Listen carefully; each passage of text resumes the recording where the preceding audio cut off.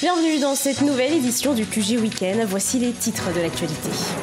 Le Mali et la Turquie entretiennent de solides relations économiques et commerciales. Le président turc Recep Tayyip Erdogan a clôturé ce vendredi 2 mars sa première grande tournée diplomatique africaine par le Mali.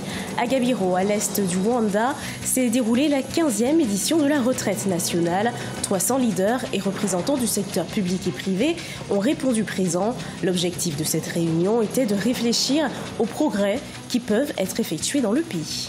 Et puis en République démocratique du Congo, l'entrepreneuriat se conjugue au féminin. L'agence Privilège a organisé du 28 février au 1er mars 2018 des journées pour promouvoir l'entrepreneuriat au féminin.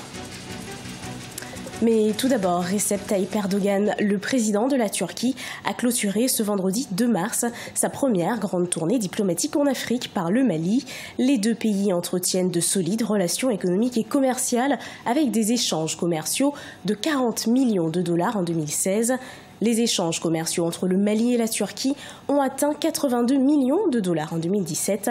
Avec cette visite du président turc, ce sont 8 accords de partenariat qui ont été signés.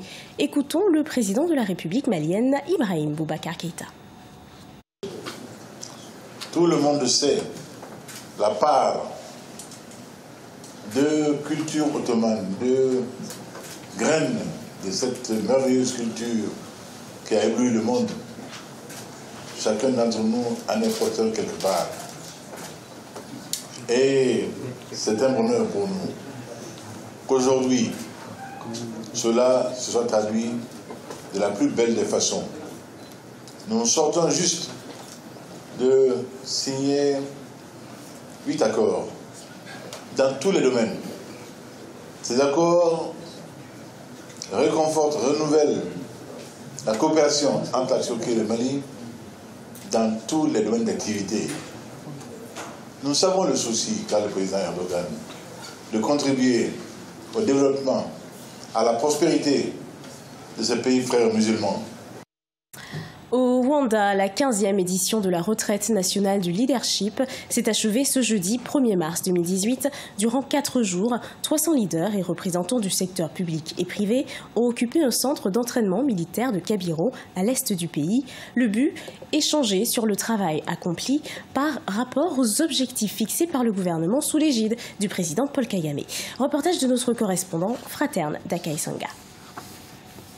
Au Rwanda, la 15e édition de la retraite nationale des autorités a pris fin ce 1er mars 2018. Plus de 300 hauts dirigeants ont pris part à ce moment de réflexion, mais aussi d'évaluation du travail accompli par rapport aux objectifs fixés par le gouvernement. Le président rwandais Paul Kagame, qui dirigeait cette retraite, s'est montré déçu et pas satisfait de la performance de plusieurs de ses responsables. Vous allez m'excuser cette fois-ci parce que je suis fatigué des discours. Je veux qu'on parle sérieusement. J'ai besoin qu'on me dise où est le problème. Par exemple, nous avons encore des enfants sur les rues qui ne vont pas à l'école, alors que nous avons mis en place tout ce qui est nécessaire pour que tout enfant rwandais aille à l'école. Quelle est votre excuse?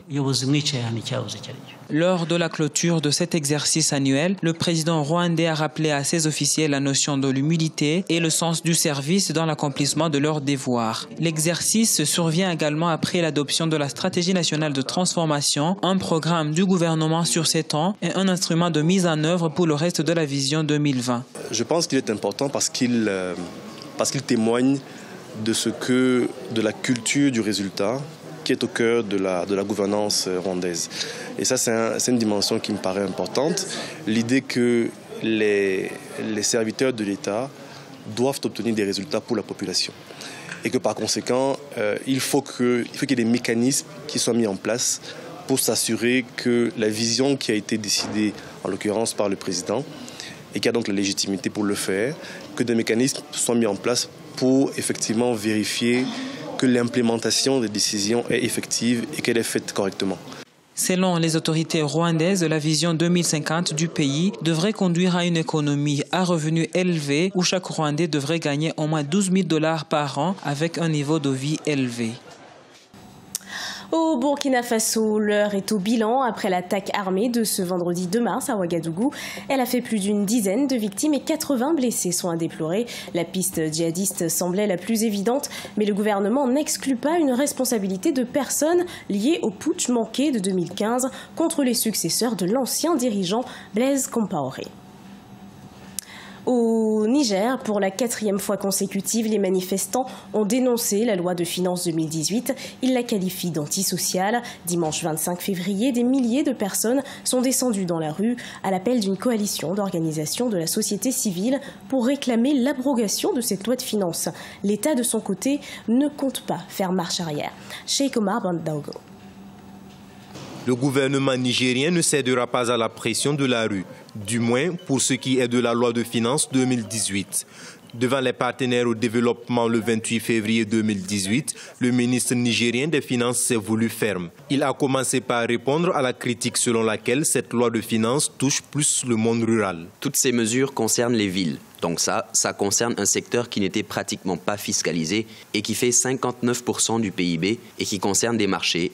Tous ces marchés que vous voyez, Katako, etc., toute cette activité-là n'était pas du tout fiscalisée. Est-ce que cela est normal? Nous ne pouvons qu'émander sans prendre nos responsabilités. Je pense qu'ils ne vaincront pas.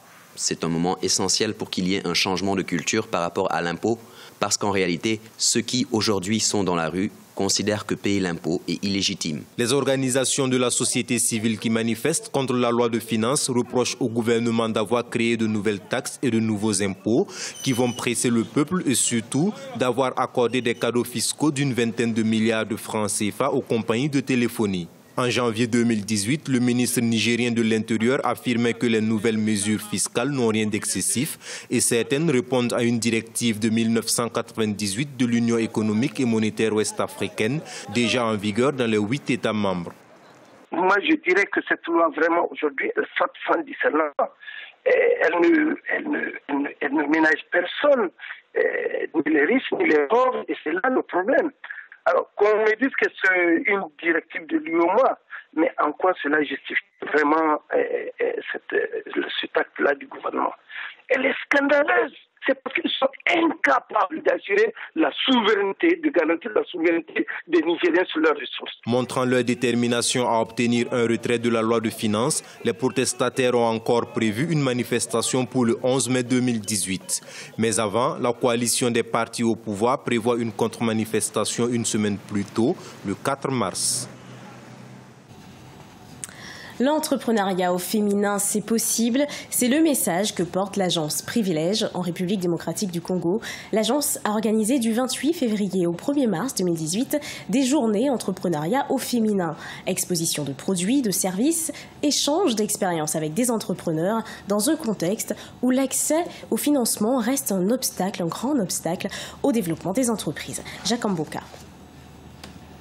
Partager les connaissances et échanger les expériences entre les femmes entrepreneurs en vue de promouvoir l'entrepreneuriat féminin, c'est l'objet des 2 journées d'entrepreneuriat au féminin organisées à Kinshasa du 28 février au 1er mars 2018. L'entrepreneuriat féminin en pleine croissance fait pourtant face à un certain nombre d'obstacles qui ne facilitent pas son épanouissement.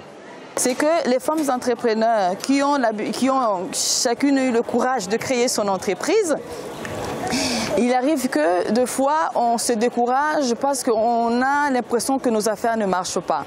Pourquoi on se décourage? Pourquoi ça ne marche pas? On n'en parle pas et on reste dans son coin.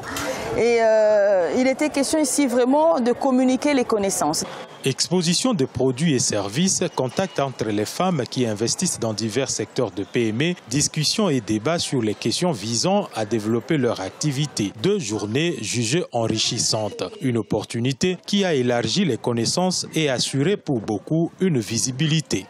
Oui, je suis vraiment satisfaite. Je suis satisfaite des enseignements qu'on a reçus, je suis satisfaite de l'organisation en général et en plus de ça, on termine en ayant l'opportunité de faire du réseautage. Or ça, c'est important parce qu'on se fait connaître. En République démocratique du Congo, comme un peu partout en Afrique, bon nombre de femmes évoluent dans l'informel. La création en 3 jours d'une entreprise, notamment une PME au guichet unique, déjà fonctionnelle, est un atout pouvant booster d'une certaine manière l'entrepreneuriat en général. Cependant, il est encore difficile à plusieurs initiatives des femmes d'être financées. L'État et les institutions financières doivent accompagner davantage les initiatives des entrepreneurs féminins afin d'en faire un important et formel secteur du développement, soutiennent les observateurs. Ce journal a été préparé par l'ensemble de la rédaction. Merci de l'avoir suivi. Retrouvez dans un instant une nouvelle édition de l'actualité sur Africa 24.